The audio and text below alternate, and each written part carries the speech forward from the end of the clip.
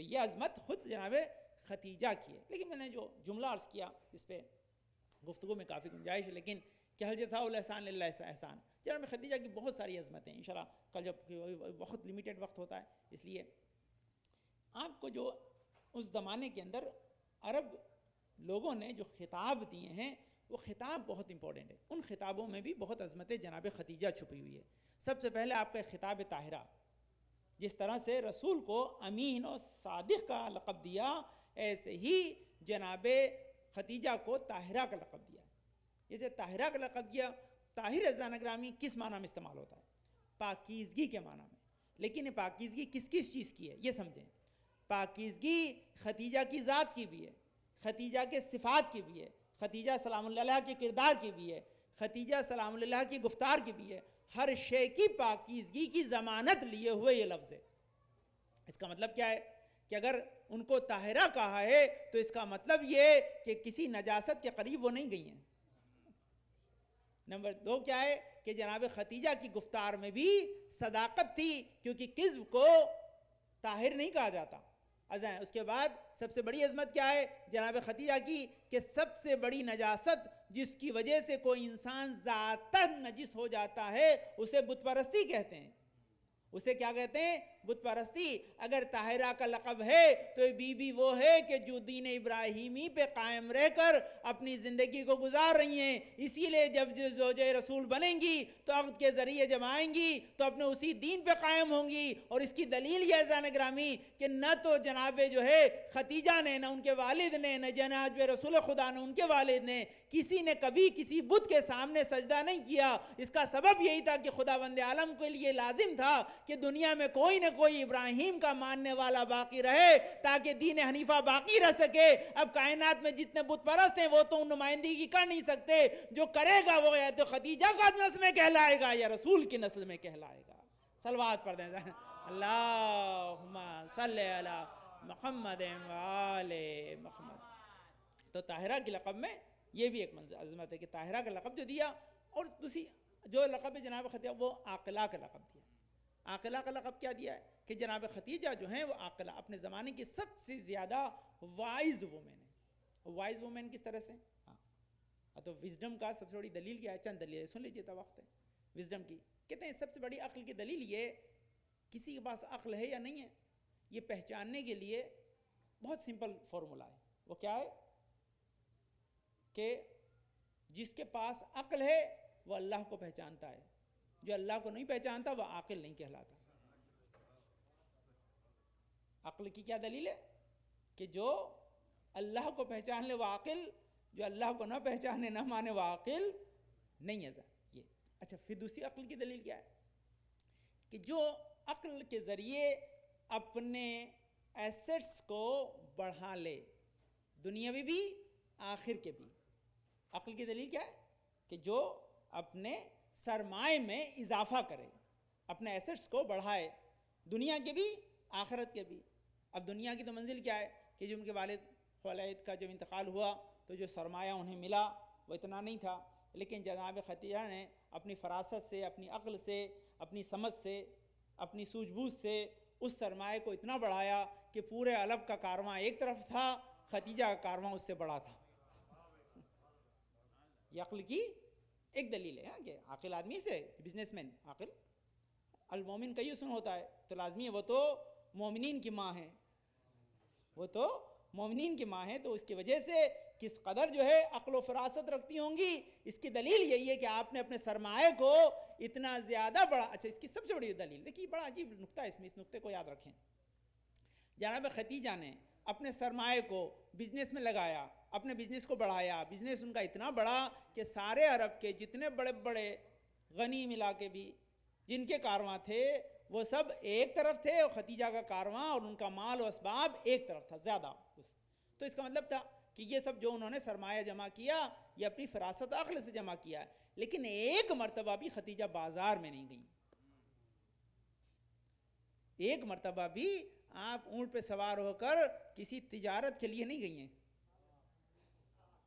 صلوات پڑھ دیں اللہم صلی محمد وآل محمد.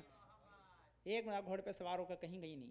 آپ اپنے گھر سے سارا بزنس چلاتی. اس کا مطلب کیا ہے کہ یہ خدیجہ ہمارے رول ماڈل ہیں کہ خواتین کو اپنا سرمایہ بڑھانے کی اجازت ہے, لیکن سیرت خدیجہ پہ چل کر, سیرت خدیجہ پہ چل کر اگر وہ بزنس کرنا چاہیں, اپنا سرمایہ بڑھانا چاہیں, تو اس میں کوئی اسلام نے پابندی نہیں لگائی ہے. اپنی عقل سے, اپنی فراست سے, اپنی سمجھ سے اپنے کارواں کو, اپنی جو ہے مال و دولت کو اتنا بڑھایا کہ جس کا انسان اندازہ نہیں لگا سکتا. اب لیکن کیسے عجیب چیز جو میں نے آپ کو بتایا کہ آپ کو طاہرہ کا لقب دیا, طاہرہ کا لقب تھا. اب جو دولت کمائی, کیونکہ طاہرہ کما رہی تھی اس لیے دولت بھی طاہر تھی, کیونکہ طاہرہ جو کما رہی تھیں اپنی عقل سے کما رہی تھیں, اس لیے پاک دولت کو پاک سرمایہ میں لگایا, پاک ہی منافع کمایا. جب پاک منافع کمایا تو اب اپنی عقل سے اس دولت کے ذریعے جو عقل سے جو چیز خریدی وہ ایمان تھا, وہ اسلام تھا. جب زواج ہوئی رسول اکرم سے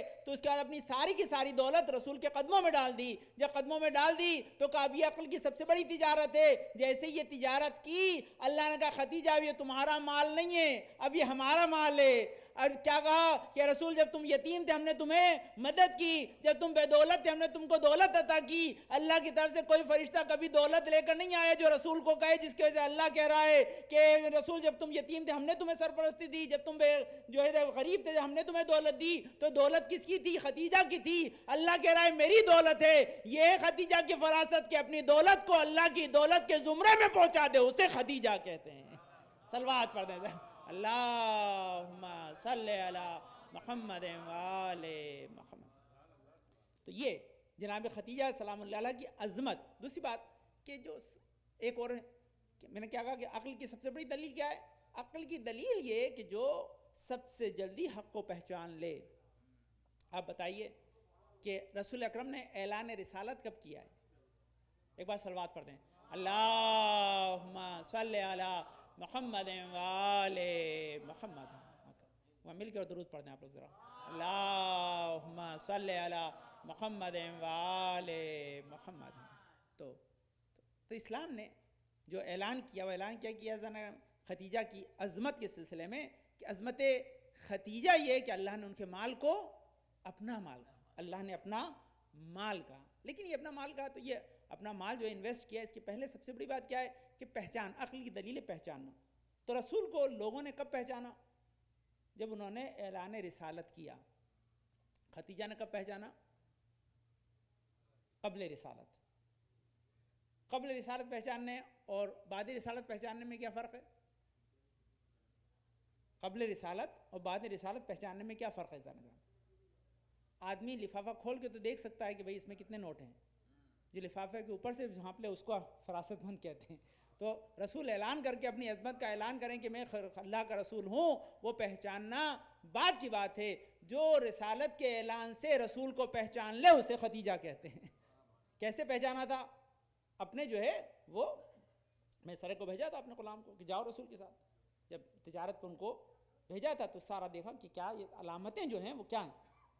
صادق ہیں, امین ہیں, سر پہ بادل سایہ فگن ہوتا ہے, ٹریڈنگ میں بہت ہی زیادہ آنیسٹی ہے. ساری چیزیں جب دیکھی تو دیکھنے بعد بتایا. تو اب یہ دیکھنے کے بعد بتایا تو دیکھنے سے تو آدمی کیا پہچان سکتا ہے. لیکن کیونکہ یہ بھی اور ان کے کزن تھے, ہے نا, وہ دونوں کے دونوں پرانی تمام کتابوں کا علم رکھتے تھے. توریت, انجیل و زبور کا علم رکھتے تھے. جو علم رکھتے تھے تو اس علم کی وجہ سے انہیں پتا تھا کہ کوئی رسول آنے والا ہے, کوئی رسول آنے, اس کی علامتیں یہ ہیں. بس اس علامتوں سے رسالت مآب کو پہچان لیا. جب پہچان لیا تو خالی پہچانا نہیں بلکہ کہا دیکھو دولت دینا اور بات ہے. انسان کی دو حیثیت ہے, ایک خود کی ذات ہے, ایک اس ذات کے سے متعلق سرمایہ ہے. کا سرمایہ میں بعد میں دوں گی, سب سے بڑا سرمایہ تو میری ذات ہے. اس لیے خود اپنے آپ کو جو ہے رسول کی خدمت میں پیش کر دیا. رسول نے قبول کر لیا. اس کا مطلب ہے کہ رسول کا قبول کرنا اس بات کی دلیل ہے کہ رسول نے ایک طاہرہ کی عظمت کو پہچان لیا تھا. ادھر جناب خدیجہ نے جو ہے رسول کی عظمت کو پہچان لیا تھا. بس اللہ نے کہا بھائی یہی دو عقلوں کا جب ملن ہوگا تو عزیزان گرامی اس کا نتیجہ کیا ہوگا کہ ہم اسی سے کوثر عطا کر دیں گے. کوثر ایسا ہوگا کہ خدیجہ کی دولت اگر ختم ہو جائے تو نسل خدیجہ کو باقی رکھیں گے. یہ حل جزاء الاحسان الا الاحسان ہے. صلوات پڑھ دیں اللہم صلی علی محمد وآل محمد. حل جزاء الاحسان الا الاحسان کیا ہے کہ احسان کے بدلے میں احسان. تو اللہ جناب خدیجہ نے تو احسان کیا کہ اپنی دولت ساری رسول کے قدموں میں ڈال دی. رسول کے قدموں میں کیوں ڈالی؟ کیونکہ اسلام کو بچانا تھا. اسلام کس کا تھا؟ اللہ کا تھا. تب جواب بھی اللہ ہی دے گا. اللہ نے جواب کیا دیا کہ خدیجہ ہم تمہیں وہ نسل عطا کریں گے کہ جو قیامت تک ختم نہیں ہوگی. اور جب جناب خدیجہ کی دولت ختم نہیں ہوگی تو تذکرہ خدیجہ بھی ختم نہیں ہوگا. میں آپ کو بتاؤں ذرا کیا ہم آپ خدیجہ کو یاد کرتے ہیں تو ہم سوچتے ہیں ہم نے بڑا کام کیا. ہمارا کوئی امام کبھی خدیجہ کو نہیں بھولا. آپ سوچیں عظمت خدیجہ کیا ہے، کم نہیں ہے، ہم سمجھ نہیں سکتے. کوئی رسول اللہ اکرم اپنی زندگی میں کبھی نہیں بھولے. امام حسین نے کربلا کے میدان میں جب خطبہ دیا آخری تو کہا تم مجھے نہیں پہچانتے، میں ملکۃ العرب خدیجہ کا بیٹا ہوں. یہ جناب امام حسین اس وقت. آج بھی اذان یہ عظمت جناب خدیجہ. یہ بھی آپ نے زیادہ وارث صاحب بھی پڑھی ہے. ابھی کہا السلام علیکم یا وارثہ خدیجۃ الکبریٰ. تو یہ خدیجۃ الکبریٰ کا نام لینا کیا ضرورت ہے؟ اس کا مطلب ہے کہ جہاں جہاں امام حسین کا نام آئے گا خدیجہ کبریٰ پہ سلام بھیجا جائے گا، اس نسبت سے کہ وہ فرزند جناب خدیجہ کبریٰ. اس کا اعلان خود امام حسین نے کربلا میں کیا. اس کے بعد کی منزل کیا ہے؟ امام زین العابدین نے خود شام میں جب خطبہ دیا کہ تم مجھے نہیں پہچانتے، میں فرزند خدیجہ ہوں. اس کا مطلب ہے کہ خدیجہ سلام اللہ علیہ کی ذات والا صفات اتنی عظیم شخصیت تھی کہ اس کے ذریعے اپنا تعارف کرانے کے لیے اماموں نے بھی انہیں وسیلہ قرار دیا. وسیلہ اسی لیے قرار دیا تاکہ دنیا پہچان لے کہ خدیجہ کسی عام عورت کا نام نہیں ہے، اس ملکۃ العرب کا نام ہے کہ جو بنیاد لا الہ الا اللہ ہے، جس کی وجہ سے آج جو ہے اللہ کے رسول کا نام اور اللہ کا نام بچا ہوا ہے. بس جب تک یہ نام باقی رہے گا عظمت خدیجہ کا چراغ جلتا رہے گا. یہ جاننے کا اس بات ایک منزل ایک دیکھی اور عنوان ہے.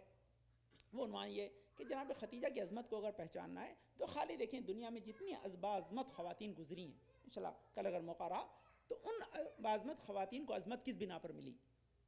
سارہ کو، حوا کو، ہاجرہ کو کس بنا پر اللہ نے عظمت دی؟ کیوں چنا انہیں؟ کیوں وہ بعظمت بن گئی جو خدمت خدیجہ کے لیے آئی ہیں؟ یہ کون خواتین ہیں جن کو بعظمت مانتے ہیں کہ جو خدمت خدیجہ کے لیے آئی ہیں؟ تو جو خدمت خدیجہ کے لیے آئی ہیں تو لازمی ہے کہ وہ جو صفات ان میں ان سے کہیں زیادہ اوصاف خدیجہ سلام اللہ علیہ میں ہوں گے. تو وہ انشاءاللہ کل کے تذکرے میں آئیں گے تاکہ دیکھیں. اور دوسری چیز یہ کہ جناب خدیجہ سے ہماری خواتین کو درس کیا لینا ہے نا. تو باشرہن کا ایک جملہ ہے قرآن مجید کا، اس کے ذیل میں کہ رسول کے ساتھ کس طرح انہوں نے زندگی گزاری ہے، کیا حق زوجیت کو ادا کیا ہے، یہ جانے.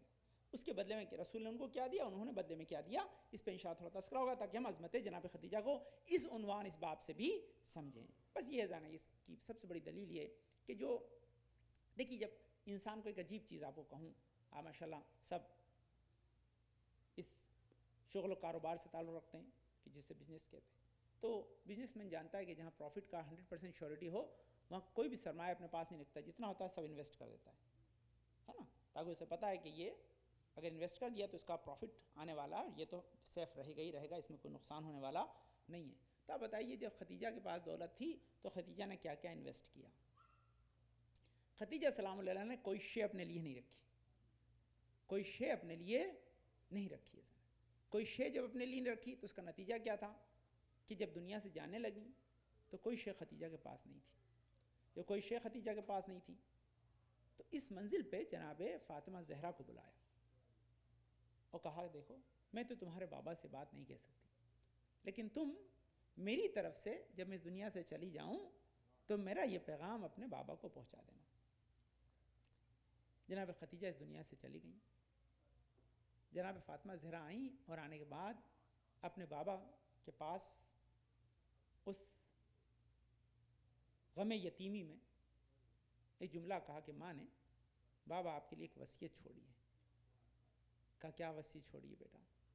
کہا میں نے اپنا سارا سرمایہ اسلام کی راہ میں لگا دیا اور میں نے اپنے لیے کفن بھی نہیں چھوڑا ہے. میں اپنے لیے کفن بھی چھوڑ کر نہیں گئی ہوں. اسی لیے آپ سے گزارش کی ہے میری ماں نے کہ جس لباس میں آپ نماز شب پڑھتے تھے آپ اسی کرتے میں مجھے دفنا دیجیے گا۔ تاریخ نے لکھا ہے کہ رسول خدا یہ جملہ سن کر رونے لگے، غمگین ہو گئے۔ یقینی طور پر یہ ایک اور جو ہے باب عظمت ختیجہ ہے کہ جس میں رسول کے بدن سے مس لباس کو اپنے لیے کفن کے طور پر لے جانا۔ خود بتا رہی ہیں کہ رسول سے کن کن تبرکات کی کوئی توقع رکھ سکتا ہے، لیکن ہاں تاریخ بتاتی ہے الجزاء الاحسان الا الاحسان کا صلہ کیا تھا؟ یہی تھا کہ اب جب ختیجہ اس دنیا سے چلی گئیں تو اللہ نے کہا جس نے سارا سرمایہ ہماری راہ میں لگایا ہے تو کفن بھی ہم ہی دیں گے، صدر بھی ہمارا ہوگا، کافور بھی ہمارا ہوگا۔ ہاں تاریخ نے لکھا وہ اہتمام ہوئے اور رسول اکرم نے بڑی عظمت سے جنازے کو اٹھایا ہوگا۔ ہاں قبر میں جو آج محلہ میں ہے جنت العظمیٰ پر دفن کر دیا۔ تاریخ نے لکھا ہے ہاں رسول اس کے بعد غمزدہ رہے، برابر یاد کرتے تھے، جاتے تھے۔ میں عرض کہوں گا ہاں خدیجہ آپ کے لیے وہ اہتمام تو ہوا کہ جہاں پر ارے کفن و صدر و کافور آیا ہو، لیکن ہاں جس کی ماں کے لیے یہ صدر و کافور و کفن آیا اس کی بیٹی کے لیے بھی آیا، لیکن ہاں جب بیٹے کا ارے واقعہ کربلا میں ہوا تو منزل یہ تھی کہ زمین پہ بے گور و کفن لاشا تھا۔ اس عالم میں کہ بہن یہ فریاد کرتی ہوئی جا رہی تھی، اے بھیا اگر میرے سر پہ ردا ہوتی تو میں بے گور و کفن لاشا چھوڑ کر نہ جاتی۔ تاریخ نے لکھا ہے کہ حسین کا لاشا ادھر کس طرح سے بے گور و کفن پڑا تھا۔ ہاں حبیب ابن مظاہر ارے جب آئے تھے کوفہ سے تو اپنی زوجہ سے رخصت ہو کر آئے تھے، بس جب زوجہ کو خبر ملی کہ حبیب شہید ہو گئے، میں اپنے غلام کو ایک کفن دیا کہ کفن لے جاؤ حبیب کو کفنا کے دفنا دینا۔ ارے تاریخ نے لکھا ہے کہ حبیب کا غلام زوجہ حبیب سے کفن لے کر کربلا آیا، لیکن آئے کفن لے کر واپس پلٹ گیا۔ زوجہ نے کہا کہ کیا تو نے حبیب کو دفنا دیا؟ ارے کہا نہیں بی بی، آپ نے ایک کفن دیا تھا، وہاں 72 لاشیں تھے، میں کس کو کفن دیتا؟ ارے زہرا کا لال بے گور و کفن کربلا کی سرزمین پہ پڑا تھا۔ سیعلم الذین ظلموا ای منقلب ینقلبون۔ ماتم حسین حسین حسین حسین حسین حسین حسین حسین حسین حسین حسین